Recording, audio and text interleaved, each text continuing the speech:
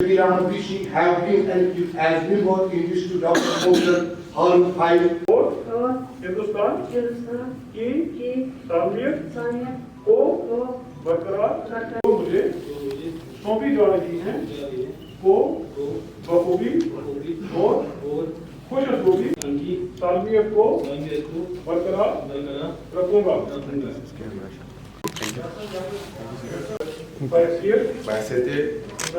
Member district development council Khanmoh 2 constituency से मुंतखब हुआ हूँ। खुदा के नाम पर हल्फ लेता हूँ और इकरार सालेह करता हूँ कि मैं आईने हिंद पर पुख्ता यकीन रखूंगा और इसके तई वफादारी बरतूंगा। मैं वफादारी और ईमानदारी से अपनी जिम्मेदारियां जो मुझे सौंपी जा रही है को बखूबी और खुश असलूबी से निभाऊंगा और हिंदुस्तान की सालमियत को बरकरार रखूंगा। मैं एजाज हुसैन राफिद बहैसियत member district development council Khanmoh 2 constituency से मुंतखब हुआ हूँ। खुदा के नाम पर हल्फ लेता हूँ और इकरार सालेह करता हूँ कि मैं आईने हिंद पर पुख्ता यकीन रखूंगा और इसके तई वफादारी बरतूंगा। मैं वफादारी और ईमानदारी से अपनी जिम्मेदारियां जो मुझे सौंपी जा रही है को बखूबी और खुश असलूबी से निभाऊंगा और हिंदुस्तान की सालमियत को बरकरार रखूंगा। शुक्रिया। जय हिंद। वंदे मातरम। भारत माता की जय। खुदा के नाम पर हल्फ लेती हूँ। शबीर अहमद ऋषि आईने हिंद पर पुख्ता यकीन रखूंगा और उसके तहत वफादारी बताऊंगा। वफादारी और ईमानदारी से अपनी जिम्मेदारियां जो मुझे सौंपी जा रही है बखूबी खुश असलूबी से निभाऊंगा और हिंदुस्तान की सालमियत को बरकरार रखूंगा। Or solemnly affirm that I will bear true faith and allegiance to the Constitution constituency से हुई हूँ। खुदा के नाम पर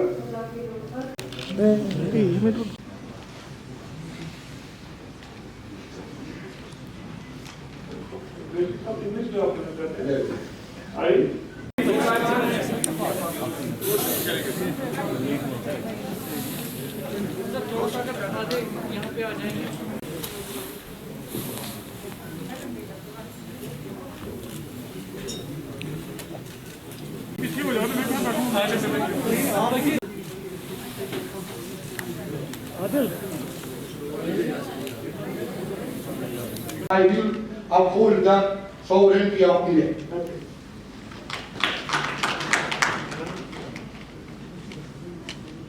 डेवलपमेंटल चीजें रही है वो पूरी करने के लिए उनको ताकत दे, अल्लाह उनको इज्जत बढ़े और वो लोगों के काम करे। ऐसी मैं शुभकामनाएं देते हुए मेरे 2 शब्द खत्म करता हूँ। शुक्रिया। Thank you.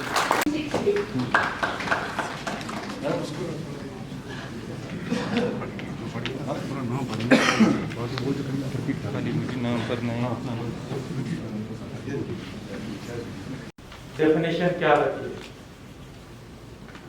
जमहूरियत की डेफिनेशन है, लोकशाही डेमोक्रेसी की डेफिनेशन ये है, by the people, of the people, for the people. पंचायतें, ब्लॉक डेवलपमेंट चेयरपर्सन और district development councils. District development councils जिनको दूसरे एरियाज में जिला परिषद बोलते हैं, मैं उस स्टेट से हूँ जहाँ 1950 के डेकेड में एग्जैक्टली अगर बात करें तो महाराष्ट्र वजूद में आया था।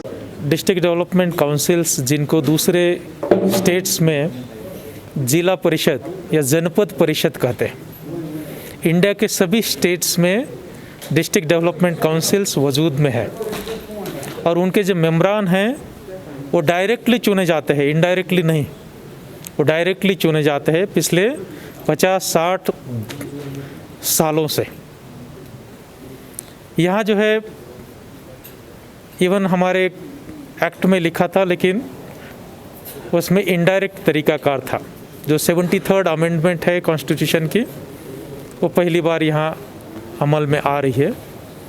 तो 8 फेजेस में जो इलेक्शंस हुआ उसके लिए काफ़ी तैयारी करनी पड़ी, सिक्योरिटी की, मैन पावर की, लॉजिस्टिक्स की। इवन उसमें स्नोबाउंड एरियाज़ भी थे।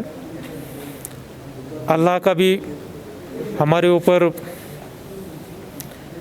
ये रही, अपना निगहबानी रही, स्नोफॉल नहीं हुआ, जिससे चलते जो है हम जो स्नोबाउंड एरियाज़ है कुपवाड़ा के, जैसे तंगदार, करना, केरन, मिचेल, गुरेज, तुलेल, वैसे एरिया में भी वो इलेक्शन करवाने में उतनी डिफ़िकल्टीज़ नहीं गई। लोगों ने भी भरसक इसमें हिस्सा लिया। औसतन तौर पर 32% के करीब जो है ये वोटिंग हुई है। इवन कुछ एक एरियाज़ में, बांदीपुर जैसे एरियाज़ में तो 70% तक वोटिंग गई है। इवन ठंडी का मौसम होने के बावजूद भी, इतना डिफ़िकल्टीज़ के बावजूद लोगों ने वोटिंग की। तो ये सही मायने में देखा जाए तो लोगों की जीत है। उनके मसाइल्स हल करने के लिए उन्होंने अपने नुमाइंदे चुने हैं और इंशाअल्लाह अब उनको डिप्टी कमिश्नर्स या डिविजनल कमिश्नर्स के ऑफिस आने की ज़रूरत नहीं पड़ेगी। उनके मसाइल्स अपने गांव के लेवल पर, ब्लॉक के लेवल पर या जो डीडीसीज होंगी उनके लेवल पर ही हल हो सकेंगे। बहुत अच्छा फील हो रहा है। मैं मुबारकबाद देता हूँ सारे प्रत्याशियों को जिनने आज ओथ ले लिया डीडीसी का श्रीनगर के लिए। मैं समझता हूँ कि आने वाले टाइम में जो माननीय नरेंद्र मोदी जी का सपना है कश्मीर में विकास ग्राउंड लेवल पे होना चाहिए। मुझे लगता है ये जो डीडीसी अभी चुन के आए, आने वाले समय में अपने प्रधानमंत्री जी का जो सपना है कश्मीर में हर घर में बिजली पहुँचे, हर घर में पानी पहुँचे, हर घर में मतलब अच्छा इलाज हो। मुझे लगता है आने वाले समय में डीडीसी जो अभी चुन के आए ये काम करेंगे और डेमोक्रेसी को और मजबूती दे देंगे।